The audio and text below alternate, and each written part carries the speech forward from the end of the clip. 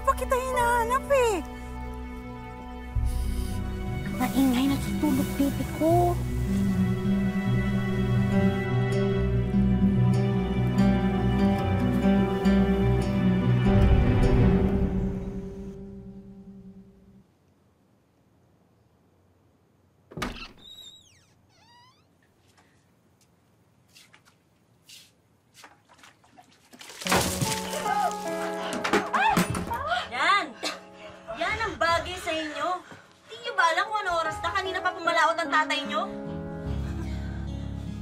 Ba't ba kailangan mo kalimusan? Wala ka palang 2 araw dito ah! Ako na ang bagong asawa ng tatay niyo. At siya na mismo nagsabi na ako ang reyna dito kaya ako masusunod. Pero kahit naman po si tatay, hindi kami giligil sa ganitong paraan. Eh kaya nga kayo mga tamad di masyado mabait ang tatay niyo. Pero ako hindi ako mabait. Ha? Uy! Ano ba? Tama na! Ano? Sasaktan mo ako? Sige! Saktan mo ako! Tingnan natin kung anong gagawin sa'yo ng tatay mo kapag nalaman niyang binabastos niyo ako! Kuya, hayaan mo na lang siya. Pagbalik ni tatay, susumbong natin siya. Ano sabi mo? Susumbong mo ako? O hindi magsumbong kayo! Hindi niyo kayang ibigay yung binibigay sa akin ng tatay niyo. Ha? Nanay! Ano, Nay? Ano tatawagin nanay, ha? Hindi ako nanay mo. Ang nanay mo, baliw, ha?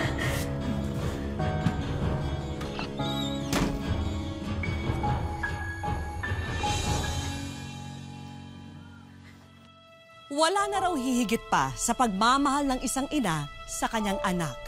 Sa kasamaang palad, hindi ito nadama ni Malin at ng kanyang mga kapatid dahil sa hindi inaasahang pangyayari. Sa halip, puro kalupitan at pananakit ang kanilang kinamulatan sa mga taong tila walang puso at awa. Magandang araw po mga kapuso. Ako po si Vicky Morales at ito ang Wish Ko Lang.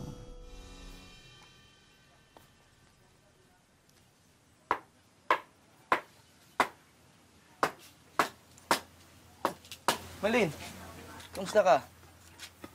Okay lang. Kumusta mga latay mo? Masakit pa rin ba? Okay lang, kuya. Kuya, gusto ko sana tanungin eh.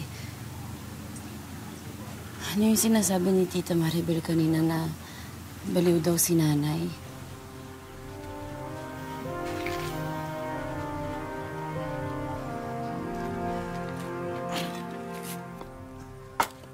Kuya, kasi narinig ko na din yun dati. Sinasabi yun ng mga kapitbahay natin noon. Pati yung mga kaklase ko nung nag-aaral pa tayo. Kuya, totoo ba yun?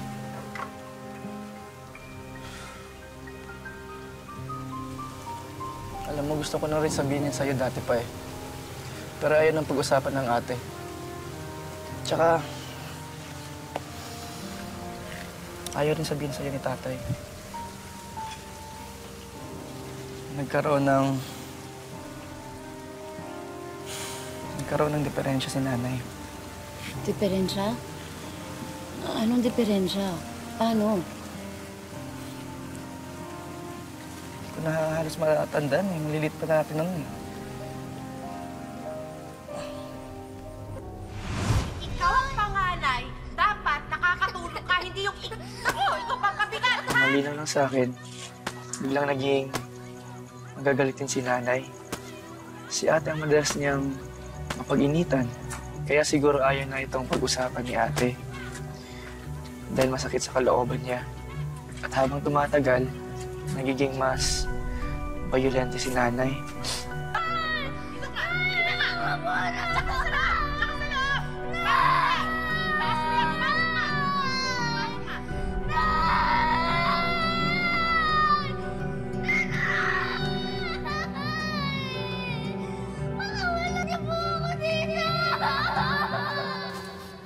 Tandaan ko, isang umaga, wala na sila lola, tsaka si nanay. Tsaka sabi pa ni Papa, umalis rin daw sila para di tayo masaktan.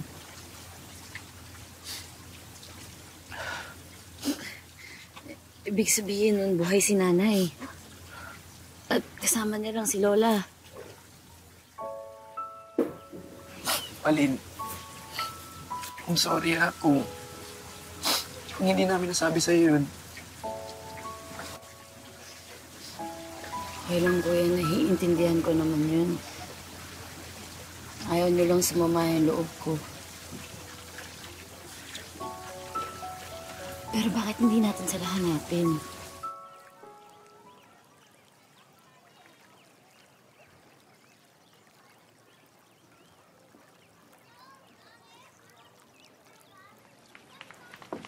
Tay! Tay! Tay! Oh, tay. Tay! Tay! Tay, si Tita Maribel po. Nung natutulog po kami, tinatapunan niyo po kami ng tubig. Sinasaktan niyo po kami, Tay. Ang dami ko pong lata, eh. Bakit naman niya gagawin yan? Baka naman may ginawa kayong kasalanan. Tay, wala kaming ginagawa, tay. Oo nga po, Tay. Inaalila niya kami. Kami na nga gumagawa ng lahat. Tapos siya, nangapit bahay lang. Imposible naman parusahan kayo kung wala kayong ginawa. Pero tay, ganun nga yun nangyari. Tingnan mo nga si Malin, no? Eh baka naman nagasgas lang yan. Tay, totoo po yung sinasabi namin. Kauwi ko lang, yan kagad ang ano nyo. Tay naman eh. Yan. Yan ang nga ba yung sinasabi ko, magsusumbong sa'yo yung mga yan eh.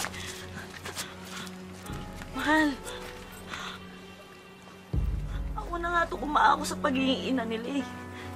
Tapos kayo pa itong mga galit. Ha? Ako na nga gumagawa lahat sa gawaing bahay. Tapos mga tanghali na kayo sa magsigising. Di ba karapatan ko na pagalitan din kayo?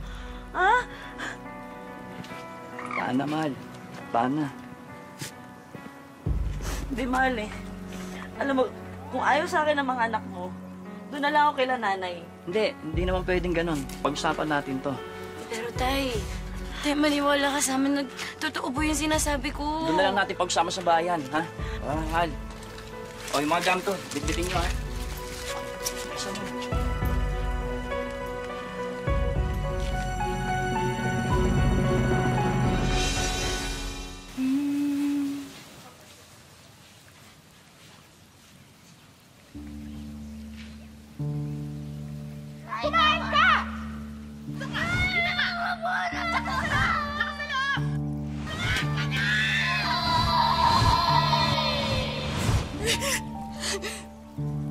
Naslin?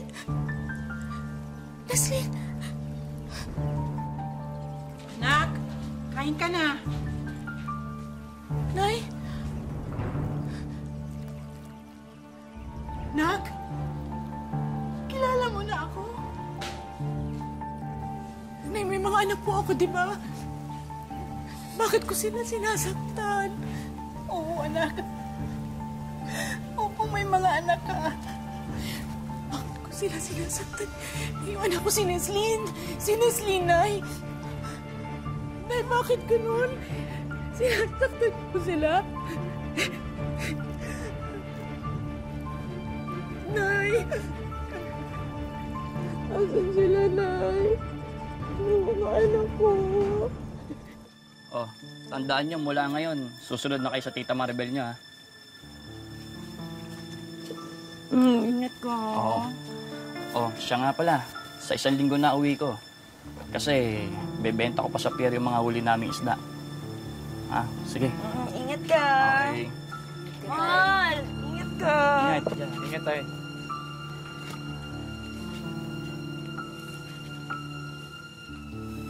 Sabi ko naman sa inyo eh, mas mahal ako ng tatay niyo kaysa sa inyo. Malin, hindi ka na. Wala tayong magpapala dito. Ano? Kung bastos ka talaga eh, ha? Ay! Di ba sabi ko sa'yo? Tita! Huwag mo akong tatalikuran kapag kinakausap kita, ha? Kuya! Kuya! Ate! Si Kuya! Ate! Anong nangyari? Malin! Anong nangyari? Anong nangyari? Tulong po! Tulong! Tulungan niyo po kami!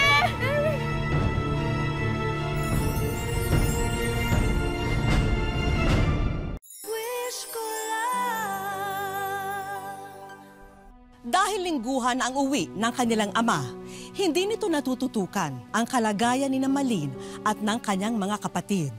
At habang tumatagal, palala ng palala ang kanilang sitwasyon.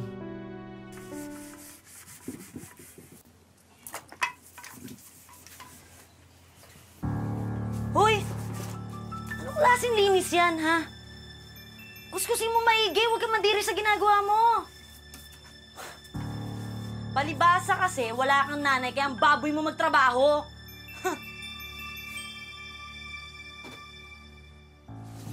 O ano? Uy, saan ka pupunta, ha? Eh kung ayaw kong tapusin, ano gagawin mo? Uuntog mo din ako sa pader? Ay, hindi. Ganito. Halika dito. Ha? Lord! Ha? Yan mo mo. Iskisi mo maigi. Ganyan. Ang dumi pa, oh. Dapat ganyan. Oh. Iskisi mo maigi. Oh, di ba ganyan dapat magtrabaho? Oh, di ba mas malinis? Ganyan dapat. Sobra na! Bitawan na kapatid ko! Ano ba? Mga walang niya kayo. Sasabihin ko to sa tatay niyo, ha? Pinagtutulungan niyo ako. Okay ka naman. Malin. Malin. Okay ka lang? Ate! Ano nangyari na naman? Nasaktan ka ba, Malin?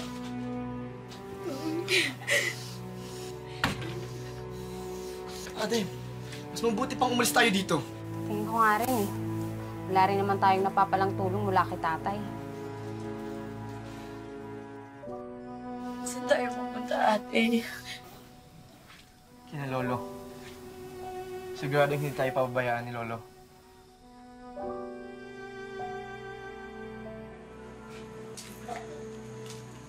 Lolo? Oh, Erwin, ikaw ba yan? Oh, anong nangyari? No! Gabing-gabi na, ang tatay nyo. Ano po kasi, Lo? Yung bagong asawa ni tatay. Sinasaktan po kami. Ah, ganun ba? Siya nga po may gawa nito eh. O, ba't ganun? Ano sabi ng tatay nyo?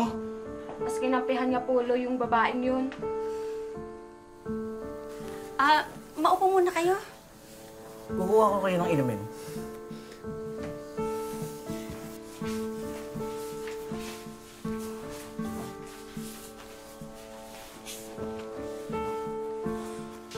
Sana okay na tayo dito. Wala na magiging problema. Mga kuya, sandali lang. Huwag mo sabihin na dito mo patitirahin yung mga yan.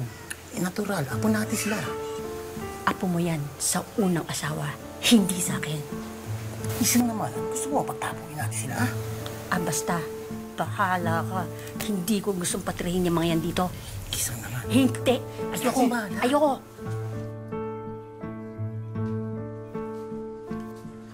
O, ito, magsiinom muna kayo at maghahanda lang yung lola nyo. Salamat po, Lolo.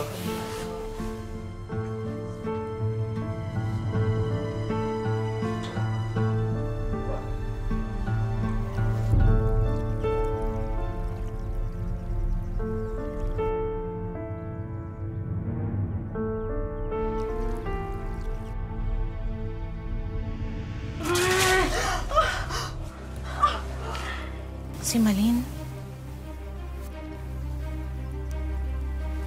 Anak ko si Malin. Di ba sabi niyo sa akin kagabi, ganito ang pampagising ni Madrasta? Eh di sinubukan ko. Ang sarap, di ba? At saka may iba pa akong anak. Si Erwin! Si Erwin! Anak ko si Erwin! Hoy, kayong tatlo. Kung sa akala nyo, mapapadali ang buhay ninyo dito. Nagkakamali kayo.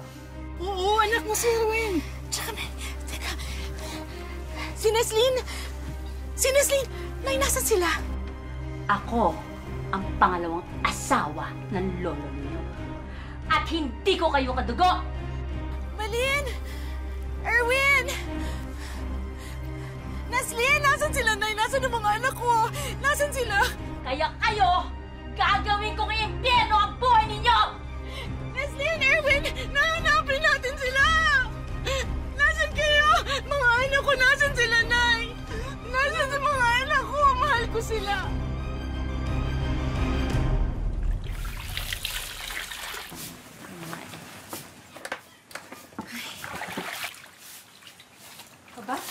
sipag pala itong mga batang to, Tita Isang. May mantay lang yan. Kulang na lang pupukin yung mga yan, no? Asan yung lalaki? Nasaan yung kapatid na lalaki? Si Erwin. Pinasama ko na sa tito mo sa pangingisda. Alam mo na, laki-laki na nung lalaki nyo, kailangan nang kumita ng pera, no? Hoy, kayong dalawa, magmano kayo sa tita Angela ninyo, no? Pamangkin yan ng lolo nyo. Grabe naman tong dalawang to, kailangan pa pagsabihan, ha? Si Malin? At ikaw si Neslin? Tama ba ako? Lalaki na nila. Kailangan ko kasi ng katulong sa tindahan ko sa palengke. Ang sabi ng lola mo, kung papayag ka, Neslin, kukunin kita. Aba, pwedeng-pwede yan. At least, makakabawas sa gastusin dito sa bahay. Ang lalakas lumamon ng mga yan. Papayag ka ba, Neslin? Mapag-aaral naman kita eh. At saka isa pa, may sinisweldo ka naman sa pagtitinda mo. Kapag-aral po. Pero iiwan ko po si Malin. Sensya na, isa lang kasi ang kaya ko ampunin eh.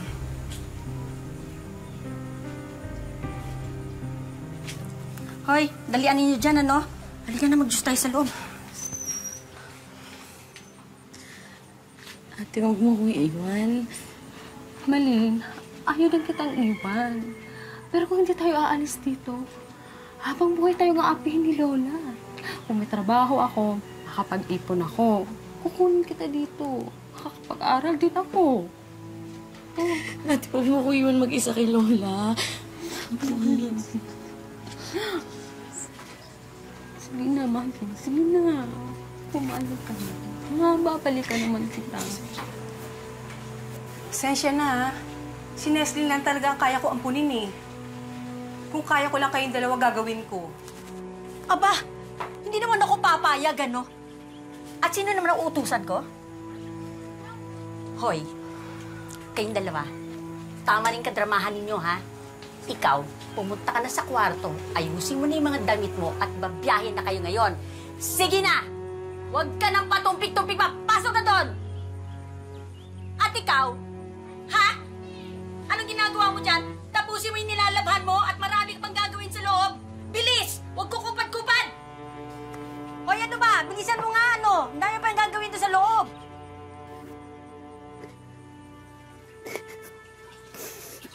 O sige ha, basta kung sakaling may mabalitaan kayo dyan tungkol sa pamilya namin, pakitawagan na agad ako, Mare, ha? Doon na lang sa number na binigay ko sa'yo. Oo. Salamat, salamat. Ay, kung sakali pong tatawag ulit yung kaibigan ko, pakisabihan po ako agad, ha? Sige po. Salamat po. Wala pa rin balita? Wala pa po na eh. Natawagan ko na nga lahat ng kakilala ko sa Pangasinan na may number ako, pero walang nakakaalam kung nasan sila eh. Hindi ko na nga alam kung buhay pa sila o... Huwag ang susuko, anak, ha? Hindi po ako susuko, Nay. Gagawin ko ang lahat para mahanap yung mga anak ko kahit anong mangyari.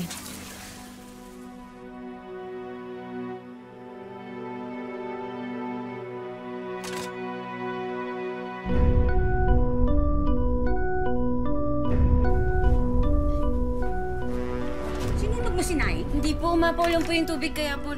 Sumasagot ka? Galit ka, ha? Lalaban ka? Ha? Tingnan ko lang ang tigas mo! Mama! Alam mo, ang tigas mo!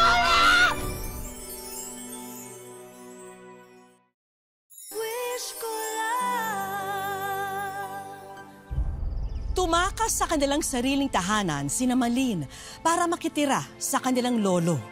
Pero nagkamali sila sa pag-aakalang makakahanap sila roon ng katahimikan. Ano, lalaban ka? Malin! Hoy!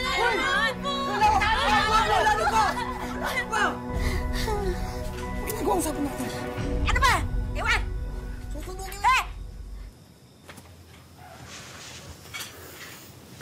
Eh! Kuya, ayoko na dito. Natatakot na ako dito.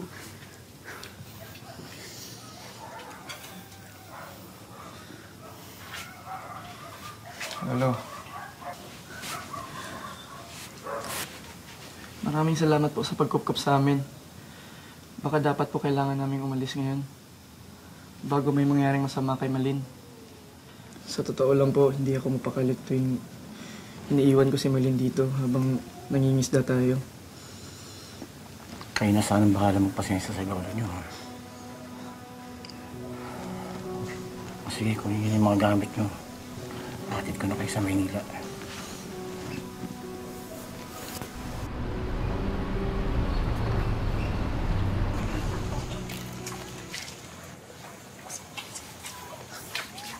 Kuya, Oh, sigurado ka bang pwede tayo dito? Kasi nung una, akala ko si Tita Maribel na yung magiging nanay natin. Tapos hindi pala. Tapos ganun din yung nangyari kay Lola. Hindi kaya malasin din tayo dito. Malin. Tumawag na si Lolo bago tayo pumunta dito. Nakausap niya si Tita Angela. Tsaka huwag kang mag-alala. Kahit anong mangyari, hindi tayo mag-iiwanan. Okay? Yeah. O sige, kumatok na kayo. Tao po. Tao po. Ate? Ate! Ate! Erwin! Malin! Anong ginagawa niyo dito? Nakausap na daw ni Lolo si Tita Angela. Dito na daw muna kami hanggat makahanap ng trabaho si Kuya. Magkakasama na ulit tayo. Halika, pasok kayo.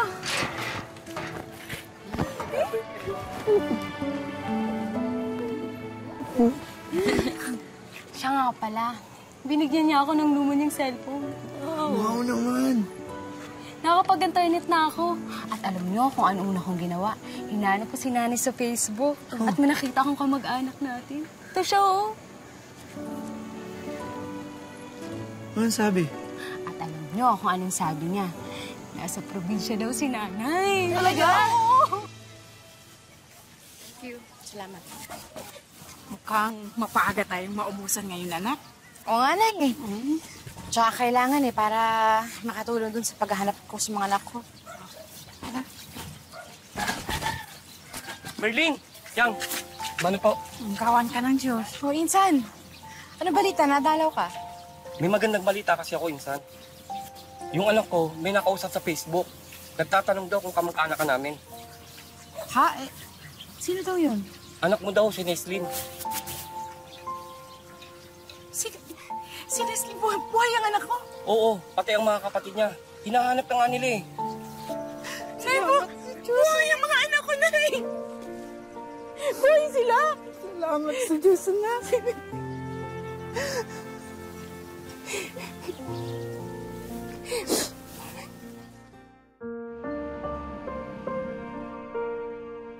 Labing-8 taon na ang nakalipas. Ito na ang mga supling na naiwan noon ni Merlin. 22 anyos na si Erwin, habang si Malin naman ay 21 taong gulang na. Hindi naman kami napaunlakan ng panganay nilang kapatid na si Neslin dahil nasa Ilocos siya at kapapanganak pa lamang. Isang malaking latay na nga sa pagkatao ng magkakapatid ang malayo sa ina.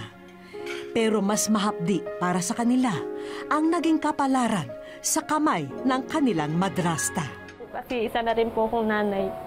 Alam ko po yung pakiramdam ng isang ina na kasi ayaw niya po mangyari sa anak niya kung ano po yung... Kung may mangyari masama sa anak niya, ayaw, hindi niya po gugustuhin yun. Kaya magiging masaya po ako pag makikita ko po yung mama namin tapos yung mga kapatid po namin. Bagamat hindi na raw sila musmus ngayon at may wasto ng kakayanan para hanapin ang nawalay na ina, kahirapan naman sa buhay ang nagiging sagabal sa kanila. Kaya nagbabakasakali ang magkapatid na mapanood sana ng kanilang Mama Merlin ang ginawa naming interview sa kanila. Gusto po na namin kayong makita, Ma.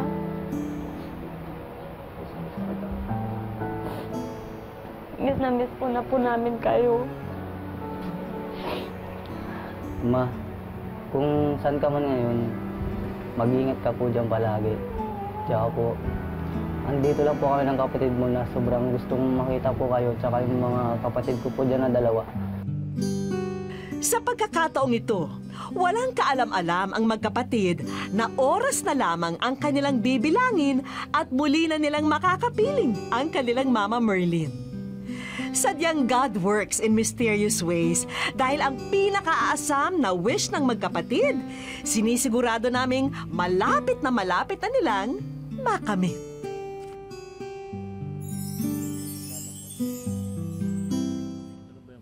Sa aming pagbabalik, Ticket sa aeroplano. Wish ko lang. Ang laki-laki. Wish ko kinabukasan, muli kaming bumisita sa Lower Bicutan kung saan pansamantalang nakikituloy ang magkapatid na sina Malin at Erwin. Ticket sa aeroplano. Wish ko lang. Ihanda na nyo, Malin at Erwin, ang inyong bagahe dahil mapupuntahan na nyo ang inyong Mama Merlin.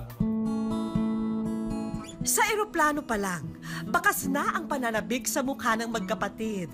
Ano nga kayang kalagayan ng ina ang aabutan nila? Bumalik kaya sa alaala ni Merlin na sila ang mga anak na naiwan noon? Sa bayan ng Labason, Zamboanga del Norte, natuntun na ng isa naming grupo ang kinaroroonan ni Merlin. Kasama niya rito ang tanging sanggol na nabitbit niya noon papuntang Mindanao na si Rochelle. Ang anak na si Nestor naman ay nasa sinapupunan pa noon nang pumunta sila rito. Pero nasa pangangalaga pa rin si Merlin ng kanyang ina. Hindi na raw kasi nanumbalik ang katinoan niya mula nang iuwi rito. Nagpahibalo si Neda na ako, na magulang ni Nestor, nga si Merlin, di na matuon nila. Lumipas na lamang ang mahabang panahon na natiling wala sa katinoan si Merlin. Tuluyan ang bumigay ang isipan ng ilaw ng tahanan. Ang hindi nila alam, kalalapag lamang ni Malin at Erwin sa barangay kung nasaan ang kanilang ina. Ang magkapatid, walang inaksayang sandali. Agad tinuntun kung saan daw matatagpuan ang tahanan ng ina. Sino po dyan si Mama Merlin po? Unang humarap sa magkapatid ang kanilang lolo at lola. Ay,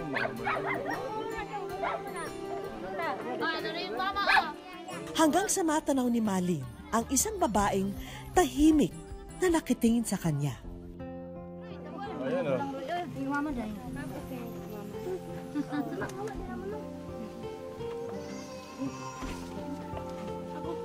Labing 8 taong hinintay ni Malin ang tagpong ito. Pero ni isang yakap, wala siyang natanggap mula sa ina. Doon na rin nakilala ni Malin ang dalawa pa nilang kapatid, sina Rochelle at Nestor. Magkahalong lungkot at saya ang naramdaman ni Malin sa ina. Mama ko po. Sino siya? Anak na ako siya. Anak mo siya? Anong pangalan niya? Marlin. Mali. Oh, naalala mo, di ba? Naalala mo? Kwento nga sa akin, magkamukha daw tayo. Nahihirapan si Malin kunin ang loob at atensyon ng ina.